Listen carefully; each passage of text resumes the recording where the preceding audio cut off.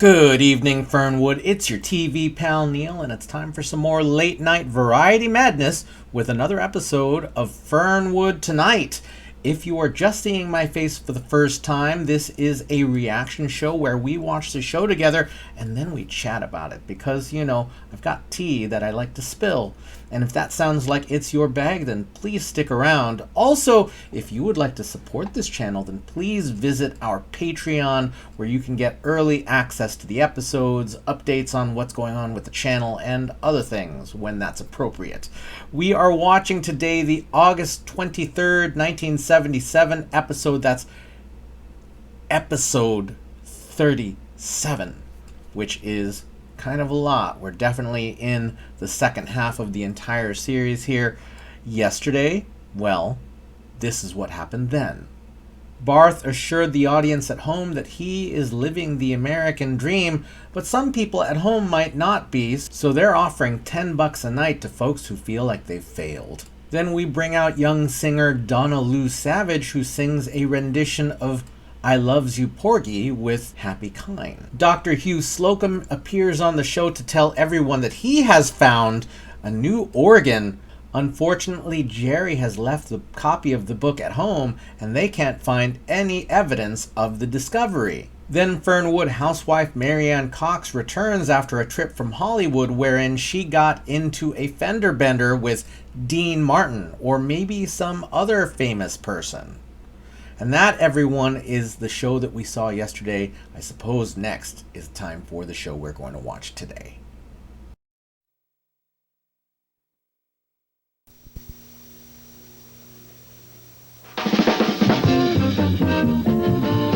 Tonight from Fernwood, Fernwood Tonight. 30 minutes of very remarkable entertainment coming to you live with your host for tonight, Mr. Barth Kimball. Tonight, Barth's guest will be Doug and Diane Mitchell, who don't sing well enough to even bother.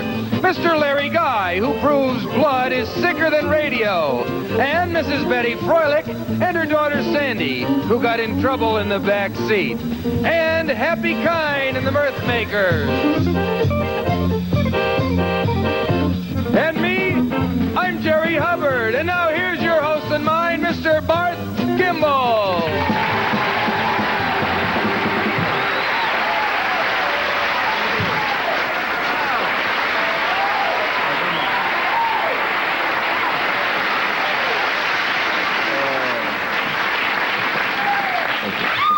Oh, thank you. Are you hurt? Good evening, and thank you very much. Welcome to Fernwood Tonight, ladies and gentlemen. I am Barth Kimball. Oh, okay, we already did that. I just can't really believe the tremendous response we've gotten since I made public last night my offer to personally aid and financially aid the underprivileged great American dreamers right here in Fernwood by helping them fulfill their dreams with an encouraging word and a quick boost in the wallet. Boy, I hope it isn't this hard all week to come up with a winner, because we racked our brains to come up with tonight's winner.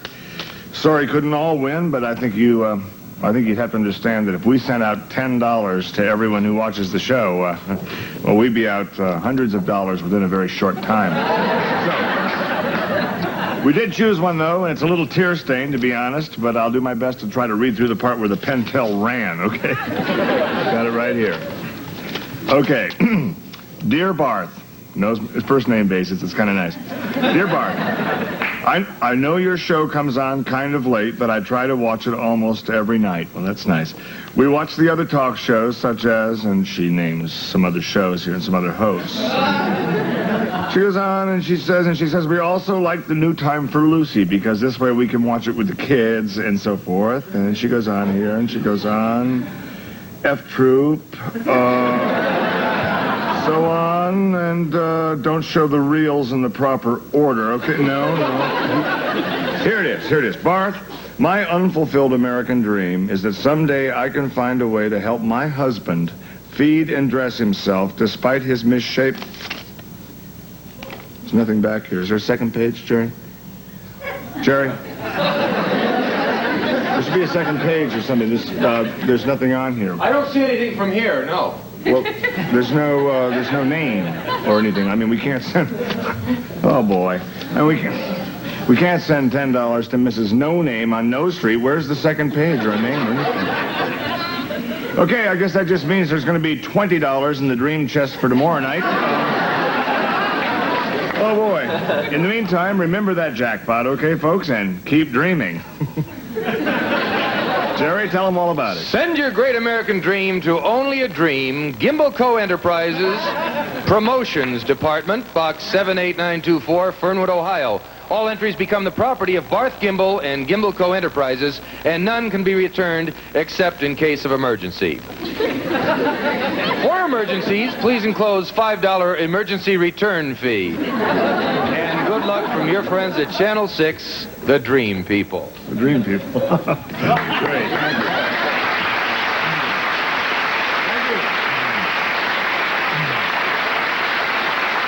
Thank you. The unmistakable sound of Jerry Hubbard. That's a heck of a thing you're doing, a heck of a project you're undertaking. I'm sorry about the last part of that letter. There's nothing on here at all. Well, who's the idiot who opened it? Maybe it got lost someplace. I think you opened it, didn't you? Well, it's probably... If her husband can't dress himself and wash himself, she probably gave him the letter and said, mail it, and he botched it all up. Absolutely. When a stamp is placed properly and it's the right side up, a lot of times you'll see them all. Yeah. But right now, he's probably saying, whoops, I found this last half of the letter. Maybe he'll mail that in, but the first part won't make any sense, and it wouldn't be a winner. True, so, at any rate, we have guests tonight, and my first guests are a brother and sister team. They are actually a semi-musical act. They don't sing very well. So they just move their lips to another person's record. It's kind of clever. It's called lip syncing. They do dance, however, and we don't know how well, but apparently it's better than their singing. We would like to point out that this dancing they're doing is their own dancing. Yes. It's a lot harder to... I mean, they're not just shuffling their legs and feet to someone else's shoes. It's a lot harder to fake dancing than it is singing.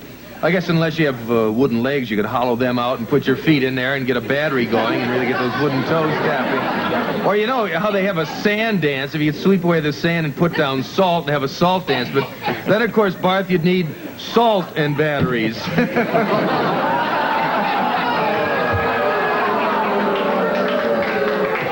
Jerry, I think we're all thinking of a salt and battery right now. Wow. Or if you had a wooden head, you could maybe put a battery in there. Now you're thinking. And pretend you're thinking. Yeah. Or leave out the battery and pretend you're an announcer. Okay. Well, like Pinocchio with his wooden nose, this is getting longer and longer, and we better cut it short and get to the kids, or they won't be kids anymore, will they? You're right. At any rate, we have these people. They are kids or extremely short. They're here to sing. Or middle-aged couple that take extremely good care of themselves. Great diets, that kind of thing. Their names are Doug and Diana. They are the Mitchell twins, and here pretending to accompany them on the clarinet, of course, is our own Happy Kind. Maestro, kick it off.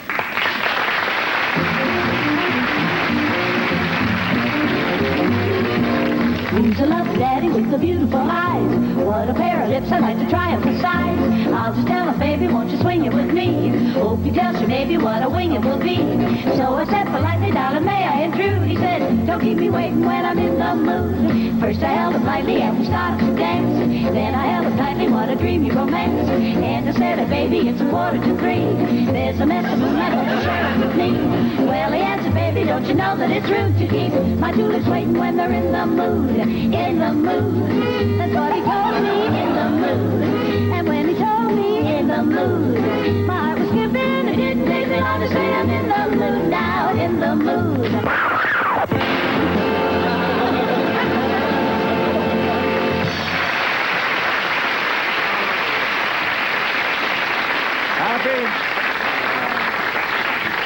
Happy, why don't you come and join them, too?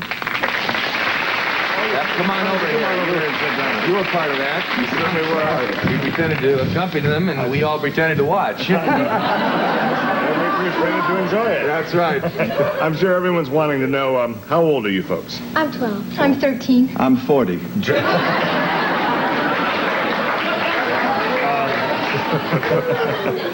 Well, all I can say is that was quite a number, and kind of curious. You're young kids, 12 and 13. You'd expect you maybe come out and do something like the Osmond Family or something like that, some of the modern stuff. You do that old song there, In the Nude, Mood. I'm so sorry. I expected something like from Kiss or Led Zeppelin or the Rolling Stones, something a little more modern, and I'm kind of surprised you would do In the Mood. But well, I think it's great, because today the trend seems to be for everything that's hip and today and now. Now is great, but what about then? What about the old times? I remember a few years ago, all the dances that were popular, and they're not popular anymore. You try to get up on a dance floor and do the twist in this day and age, you get laughed off the floor. That's all I want to say. But what about politics? What about Richard Nixon? Sure, he has a bad leg. What about Franklin Roosevelt? He was in a wheelchair, and he wasn't even being accused of anything. Today, all people say is que sera, sera, out of sight, out of mind, and that is not right. No, it's not. Well, as you see, I'm not much of a talker. But there's a poem. Wait a minute. There's a poem I found just about a year ago that expresses this better than I could, and I wonder could I read this? Yeah, wild horses couldn't stop you, huh, Jerry? Probably quicker than a 77 Pinto. Read it. It says it better than I think I could, though. I'm sure of that. Yeah. Kids, you should listen to this, too, because you'll grow old. Remember me when I have passed away. Remember that I lived and died, as you will, too, one day. If I can write these few short lines, it will not be in vain. If after I am dead and gone, you still recall my name. Remember me. And I think it's... Well, Jerry, that's actually very pretty. Who wrote that? Who wrote it? Oh, yeah. I don't know. Who knows? It's an old poem, probably some old guy dead and gone.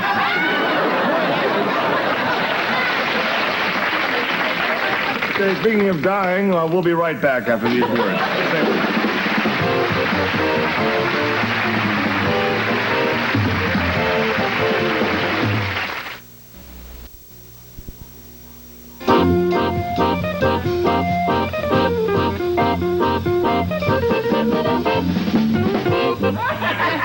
Nice build-up, Happy.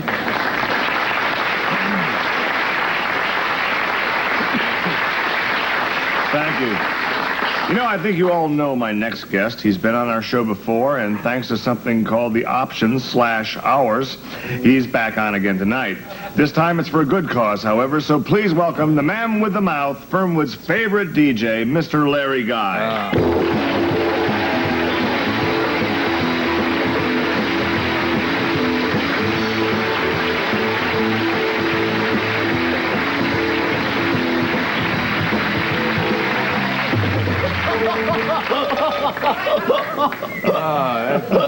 Hi, guys. Hi. Fantastic McGory. I'll tell you. Great to see you, Larry. What a good crew, huh? Boy, you look sharp. Thank you, thank you. Hey, I like that laugh, too. How do you do it? Oh, that's all from the diaphragm, Jared. It's just... Not even from your mouth. Listen, I'll tell you, you don't even have to think anything's funny. That's a great advantage, yeah. Yeah. And I don't. Unless it's these suits we're talking about. That's pretty... Hey, thank you very much. Great-looking shoes. Oh, thank you, thank you. Huh? Old Elton John boots. Yeah, you found another outfit like that. Yeah. That's amazing. Well, I'll tell you, Barth, my wardrobe is my way of saying hello, world, without even opening my mouth. Really? Yeah. Of course, I do have a way of saying hello, world, by opening my mouth. Would you like to hear that? Didn't we? Or you have it better? Yeah, okay, ready? Hello, world. Simple. Thank you. Right on. I have a question for you. I'm sure it must be on the minds of just about everyone watching in right now. We always give them that benefit of the doubt, They're probably asking themselves the same thing I think a lot of us are. What are you doing here tonight? Oh. Okay, if we could just get serious for a moment and take a little pause here on our busy schedule for a word from me.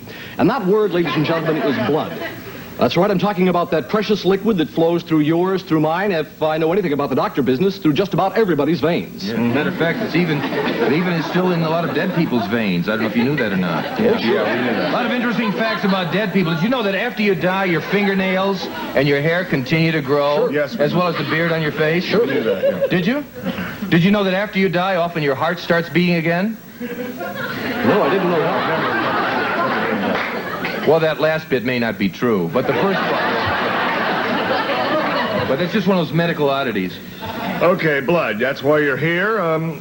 Yeah, you see... You know a little bit about blood. Why don't you explain what you and blood are doing together? Well, I'm very, very excited about this, Bart, because, you see, I have been named this year's chairman of the Fernwood Blood Drive. Hey. Oh, that's great. Yeah, and let me tell you, thanks, buddy. I'm alive. I take the job pretty seriously. I've come up with a campaign that I call the Larry Guy Wacky Blood Drive. And it sounds kind of silly, but I think I've come up with some pretty groovy ways to get people to give blood. Well, I think you are just the guy to come up with those wacky, groovy ways. Just Yeah. the wacky, groovy guy.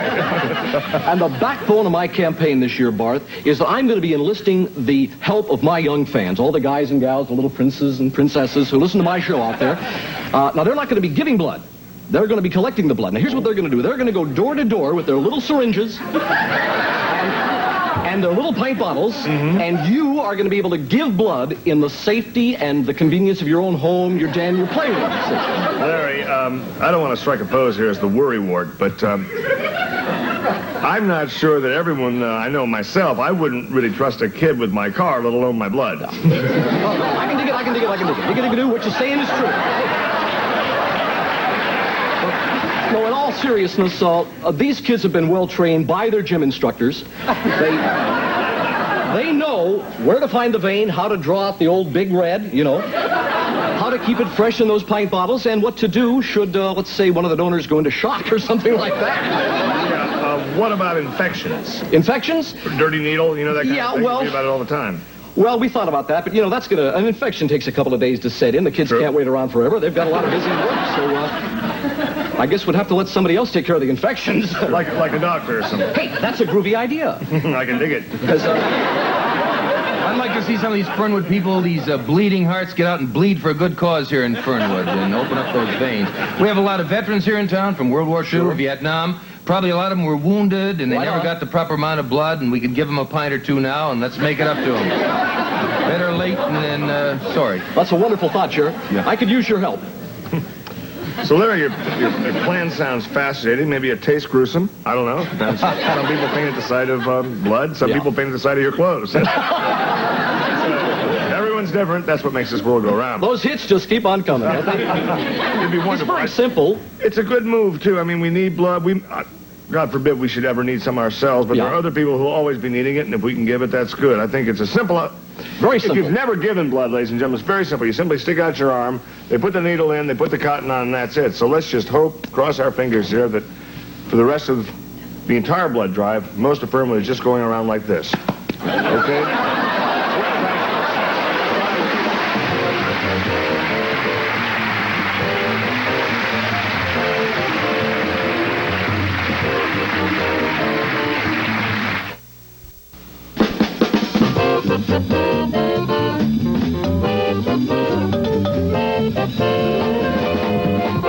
Happy, thank you. We're back.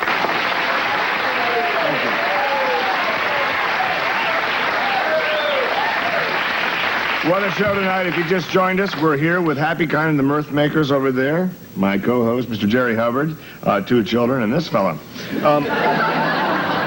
And here's time for actually a very special time on Fernwood tonight. From time to time, we invite the public on the show, plain, simple folks like yourselves, to come on and air your differences in a mature manner. We will then let our audience be the jury and vote on the issue at hand. If you have a beef with someone you hate, and the two of you can't work it out, maybe you should call us and try to get on Bury the Hatchet. There's a problem here, but we're gonna patch it, 'cause now's the time to bury the hatchet. Good evening. Evening. Hello. To my left is Betty Froelich. Froelich. Froelich, okay. And to my right is her 16-year-old daughter, Sandy Froelich, right? Frolic. Frolic. Okay, Sandy, why don't you start by just telling us your side of the problem? This will be Sandy on the left here. Well, the problem is that my mother doesn't trust me. It's important for me to be trusted by my parents. Mm-hmm. But just because she has such a suspicious mind, she makes up these impossible rules for me to live by. Okay, now what rules would those be? For instance, she won't let me go out with any guy who drives a van. Is it true that you have no trust at all in Sandy's morals? I trust her when she's up in her room studying algebra. In the room? Okay. But trust in your room and lust in a van are two different things. Different things, no question about it. Right. And those are not vans, they are beds on wheels, my friend. The doors are jammed shut. If there are any windows, the curtains are always tied tight. Some of them even have water beds, stereo music, a bar. Those guys are driving around a four-wheel motel room, and I don't want my young daughter in the back of one of those things. I can see your point. I wonder if they're available here in town, any merchants. Mom, I admit you can get in trouble in a van if you're that kind of person, but if I wanted to get in trouble, I could do it anywhere. I have the same morals whether I'm in a van or whether I'm in church. Could it be maybe that you're just a little bit jealous? Maybe because, you and your husband, I'm sure you're legally married, you had to do your making out, I guess the word I'm looking for, in a rowboat? If I was in a rowboat, at least we were rowing. Okay. I've seen Sandy's girlfriend, her name is Ginny, get into a van with her boyfriend in front of the house, and it didn't move for 4 hours. Well, maybe they were just trying to save gas, Mom. Mm-hmm. You know, they brought a new meaning to the term fun trucking. Oh, that's one for Barb. Score that. I'm sorry. I know you're I serious. happen to know that all they were doing was sitting there and listening to the Rolling Stones. I know that for a fact. Okay, can you tell us more about that waterbed in the back? That's really what's interesting. Well, I saw it. I saw it with my own eyes, plain as day. And let me tell you, that's not only disgusting, it's dangerous.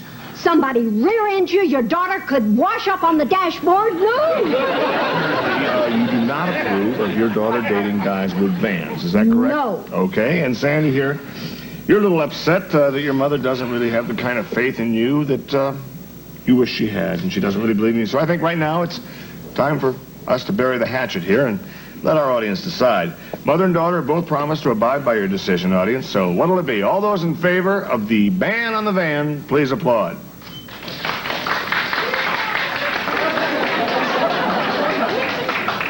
You must work in a rather small office. I'm a homemaker. I have no doubt. Now, all those in favor of Sandy being trusted like any normal 16-year-old who simply wants to...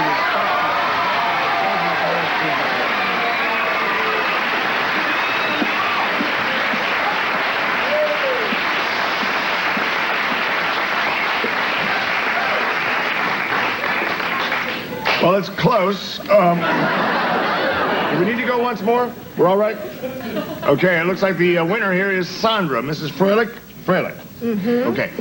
Please don't feel bad. You may have lost the battle, but you certainly haven't lost the war, and you're not going to go away empty-handed. Our own Jerry Hubbard has some lovely gifts for you. Jerry, what do we have for Mrs. Froelich? Froelich? That's right, Mrs. Froelich. We have some lovely parting gifts for you from Albie's Patio Shop. A set of barbecue mitts, each with a funny saying from W.C. Fields. Yours from Albie's Patio Shop, where their motto is, if you don't buy it here, you'll have to drive to Cleveland.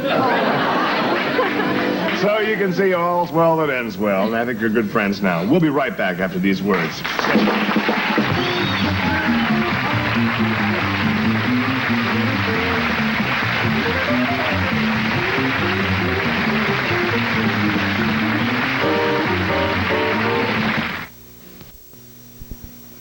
Good night, everybody. See you later. Also appearing on tonight's show were Linda Shelton as Diana Mitchell, Craig Meyer as Doug Mitchell, Jerry McGovern as Larry Guy, Rhoda Williams as Betty Froelich, and Susan Denbo as Sandy Froelich.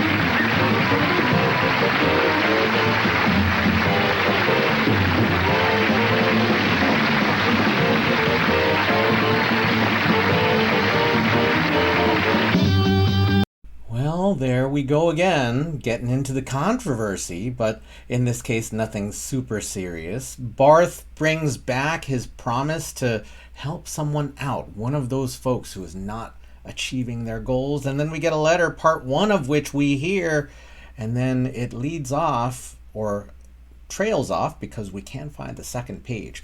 Apparently, there's lots of production issues just finding stuff. We don't know who lost the page. We don't know who lost the book yet. Well, actually, Jerry lost the book yesterday. We don't know what happened to that X-ray. Maybe there's a thief.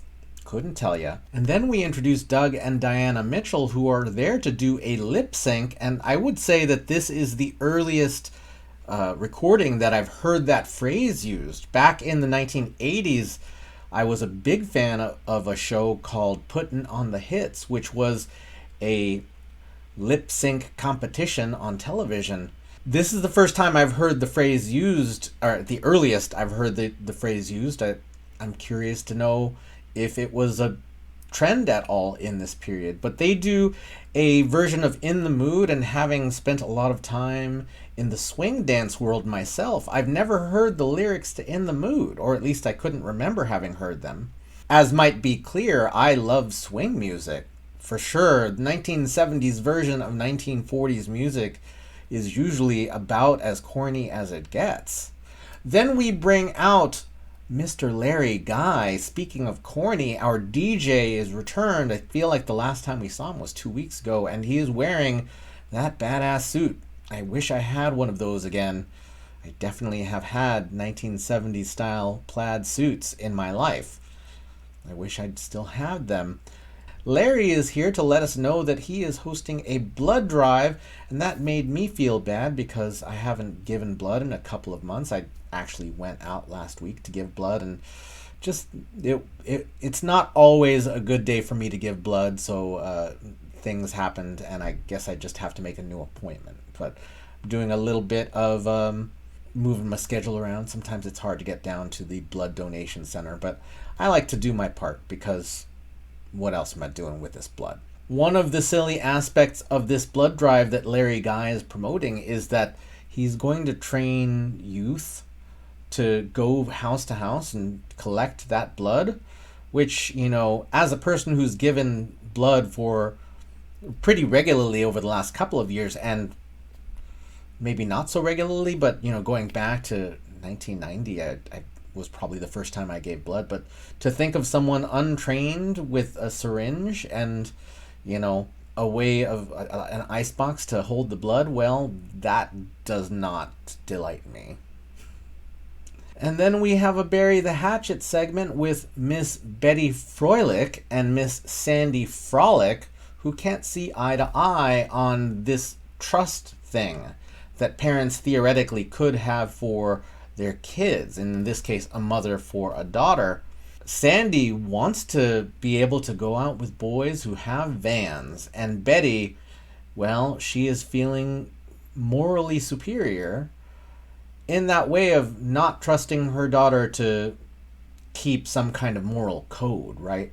Like, this was, I think, at the time seen as a pretty typical way to address, you know, teen sexuality, right? Like, oh, just don't do it, or I will control your life so you don't get to do it.